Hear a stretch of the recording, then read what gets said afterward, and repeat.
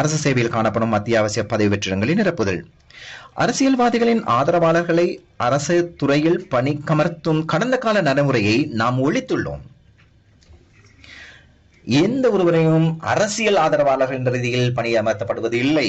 அரசாங்கத்தின் தொலைநோக்கு இணங்க அரசியல் தலையீடின்றி தகமைகள் மற்றும் திறன்களின் அடிப்படையில் ஆட்சேர்ப்பு, பதவியுயர்வு மற்றும் இடமாற்றம் என்பன மேற்கொள்ளப்படும்.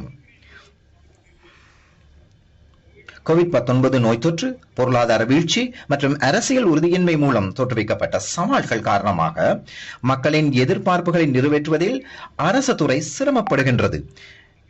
நாங்கள் கடந்த தினத்தில் அரசாங்கத்தின் அத்தியாவசிய வெற்றிடங்களை இனங்கண்டோம். பெருமளவு வெற்றிடங்கள் இருக்கின்றன. ஆயினும் கூட அரச இந்த பொறிமுறையை முன்னெடுத்து செல்வதற்கு அத்தியாவசிய வெற்றிடங்கள் இருக்கின்றன மத்திய மட்டத்தில்.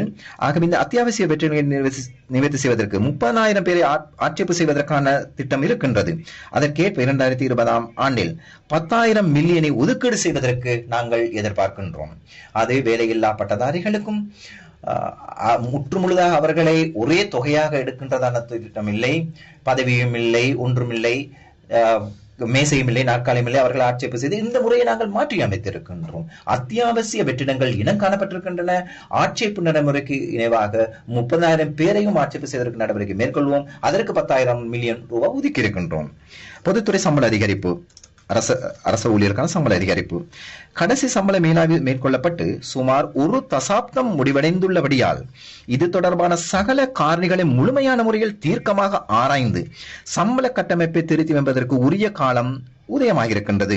வரவு செலவு திட்டத்துக்கு அதிக சுமை ஏற்படுத்துவதை தவிர்க்கும் அதேவேளை திறமை மற்றும் திறன்மிக்க பணியாளர்கள் கவர்ந்திழுக்க அரசாங்கத்திற்கு இயலக்கூடிய வகையில் அரசு துறை பணியாளர்களுக்கு கண்ணியமான வாழ்க்கை தரத்தை வழங்குவது அவசியமாகும். அதற்கிணங்க ஆக குறைந்த மாதாந்த அடிப்படை சம்பளம் ரூபாய் 24,250 ரூபாய் 40,000 வரை ரூபாய் 15,750 அதிகரிக்கப்படுகின்றது. இதற்கேற்ப சில ஆசிரியர் தரங்களில் 38,000 ரூபாய் தான் சம்பளம் இருக்கின்றது. அந்த சம்பளம் 61,000 ரூபாய் வரை அதிகரிக்கப்படுகின்றது. நான் இருக்கின்றேன், அமைச்சின் செயலாளர்களின் சம்பளம் 80,000 90,000 ரூபாயால் அதிகரிக்கப்படும்.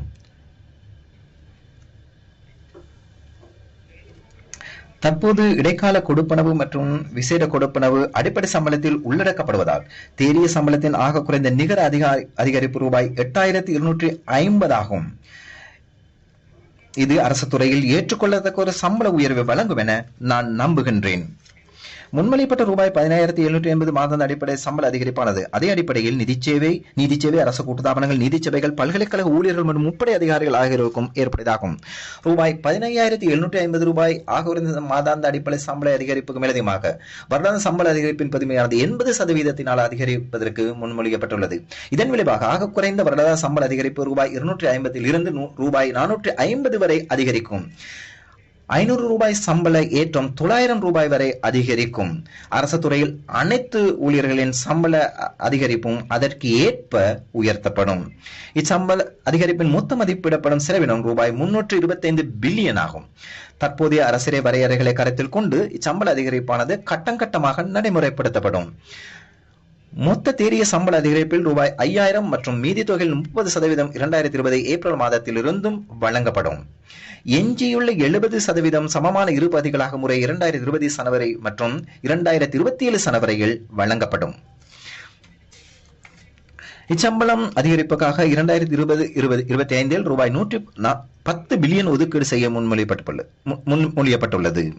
அதே சந்தர்ப்பத்தில் 2025 ஆண்டு 1ஆம் தேதி அல்லது அதன் பிறகு ஓய்வு பெறும் பணியாளர்களின் ஓய்வூதியமானது அவர்கள் முன்மொழியப்பட்டுள்ள 2025 ஆண்டு சம்பள திட்டத்தின் கீழ் இளைப்பாறுகள் நன்மைகளை பெறக்கூடிய வகையில் இப்புதிய சம்பள கட்டமைப்பின் கீழ் கணக்கிடப்படும். அதாவது மொத்த சம்பள உயர்த்துக்கு ஏற்ப ஓய்வூதியத்தை நாங்கள் சீராக்கம் செய்வதற்கு எதிர்பார்க்கின்றோம்.